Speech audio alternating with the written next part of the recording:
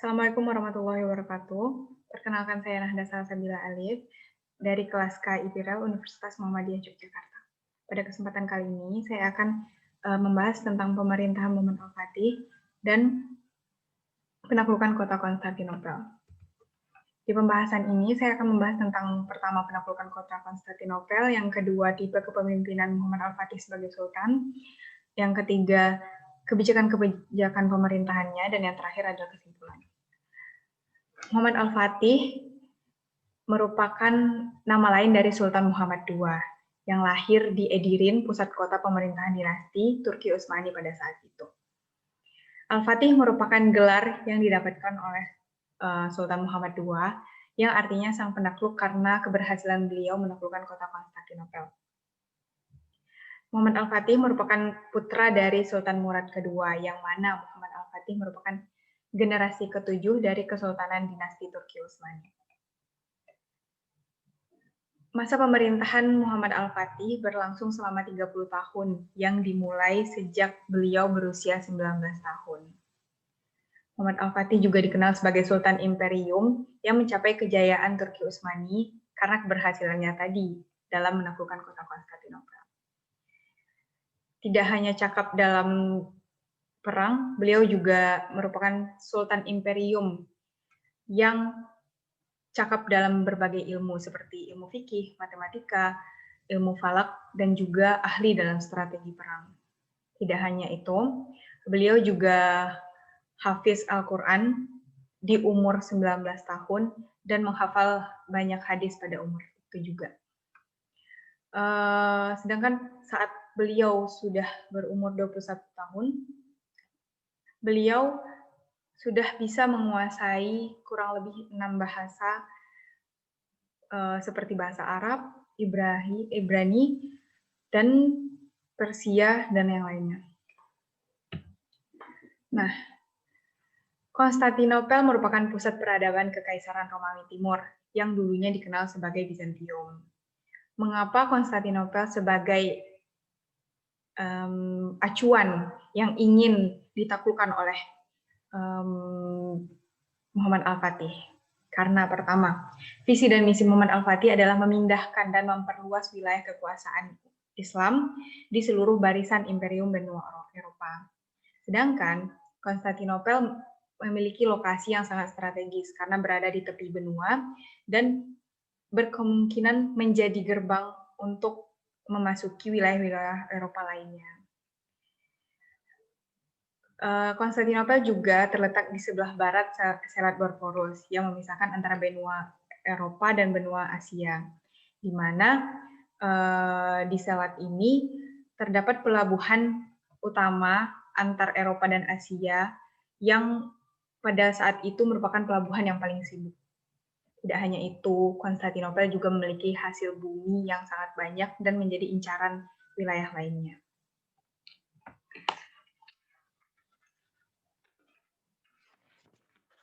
Kekaisaran Romawi merupakan salah satu kekaisaran yang sangat berpengaruh di dunia pada saat itu. Dengan melakukan kekaisaran ini, maka Islam berkemungkinan untuk mendapatkan perluasan wilayah yang maksimal dan mencapai kejayaannya tersendiri. Nah, hal-hal yang dilakukan untuk mempersiapkan penaklukan ini adalah persiapan senjata pertama. Senjata yang disiapkan adalah senjata yang sudah termasuk modern dengan berbagai tipe dan keunggulan-keunggulan yang sudah sangat memungkinkan untuk menaklukkan kekaisaran Eropa pada saat itu, seperti meriam, panah, dan bahkan Sultan mempersiapkan kapal dengan muatan dan keunggulan yang berbeda-beda juga untuk antisipasi saat melakukan penyerangan. Apabila jenis kapal A berhasil ditaklukkan oleh musuh, maka Sultan juga sudah mempersiapkan kapal B dengan keunggulan yang lebih daripada kapal A tadi. Nah, pada awalnya Sultan menyiasati untuk menyerang jalur darat, namun cara ini berlangsung lama dan tidak membuahkan hasil karena Konstantinopel dibentengi oleh Golden Horn yang susah untuk dihancurkan. Oleh karena itu, dilanjutkan dengan strategi kedua, yaitu serangan jalur laut. Armada laut disiapkan dan memulai penyerangan dari perairan yang tidak diduga oleh pasukan Konstantinopel. Setelah melakukan berbagai siasat, Konstantinopel berhasil dikuasai. Umat Islam mendapati kemenangan telak dengan melakukan penyerangan jalur laut dengan ribuan pasukan dan sekitar dan memblokade Konstantinopel dengan 80.000 kapal. Tidak hanya itu, Muhammad Al-Fatih juga melakukan perjanjian kepada musuh-musuh Konstantinopel lainnya dengan perjanjian untuk fokus terhadap satu musuh, lalu menyelesaikan misi-misi yang lainnya. Dan juga perjanjian yang dilakukan adalah perjanjian kepada Kekaisaran Konstantinopel untuk melakukan perang secara terbuka. Nah, sebelum perang, Al-Fatih yang dikenal soleh, mengajak pasukan untuk sholat dan meminta kepada Allah serta menanamkan semangat jihad kepada pasukannya.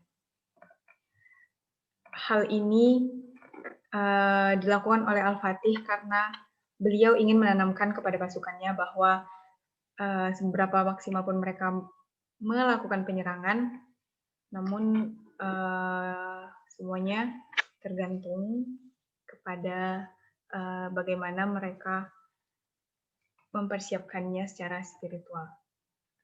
Nah, kemenangan ini menjadi kebanggaan tersendiri bagi umat Islam, terkhusus pasukan penakluk Konstantinopel, karena mereka telah membuktikan mukjizat Islam yang dijanjikan Rasulullah pada hadis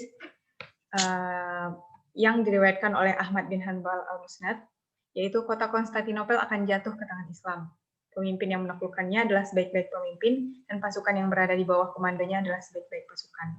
Dengan hadis ini, otomatis Muhammad Al-Fatih sudah mendapatkan julukan yaitu sebaik-baiknya pemimpin. Dan Muhammad Al-Fatih juga menjadi salah satu deretan sultan terbaik dalam masa kejayaan Islam. Nah, dalam kepemimpinannya, Muhammad Al-Fatih dilatar belakangi faktor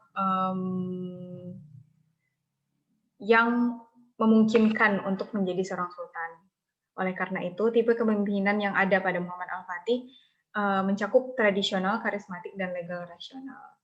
Di mana Muhammad Al-Fatih dilatar belakangi dengan faktor keturunan, karena beliau merupakan putra kandung dari sultan sebelumnya, dan juga memiliki kapabilitas dan kewibawaan, serta pengetahuan yang menjadi syarat sebagai penguasa otoritas legal rasional. Kalau secara tradisional, Muhammad Al-Fatih tidak berhenti untuk mengajarkan bagaimana budaya Islam dan juga nilai-nilai tradisional lainnya yang masih patut dijalankan. Sehingga dengan kepiawaian ini, Muhammad Al-Fatih menciptakan sistem pemerintahan yang stabil. Nah, Al-Fatih dengan kecakapannya membentuk banyak kebijakan, seperti dalam bidang politik, pertahanan, agama, dan sosial budaya. Dalam bidang politik, Al-Fatih menyusun struktur pemerintahan sesuai dengan syariat Islam. Beliau juga membentuk sistem pemerintahan yang sudah termasuk modern pada saat itu. Lalu yang kedua, pertahanan. Muhammad Al-Fatih melatih banyak pasukan militer dan mempersiapkan pasukan untuk menyiasati pertahanan dan perluasan wilayah. Yang ketiga, agama. Pada dasarnya Turki Utsmani berada di bawah pemerintahan Islam. Namun, Al-Fatih memberikan kebebasan kepada rakyatnya untuk menganut agama apapun dan menumbuhkan sikap toleransi di pemerintahannya. Dan yang terakhir adalah sosial budaya. Dengan kecerdasannya dan ilmu pengetahuan yang luas, Muhammad Al-Fatih membangun lembaga-lembaga pendidikan seperti sekolah, masjid, dan lembaga pendidikan lainnya yang dibutuhkan untuk pengembangan pendidikan pada masanya, dan juga untuk melakukan islamisasi dan globalisasi budaya Turki Utsmani. Nah, yang terakhir adalah kesimpulan.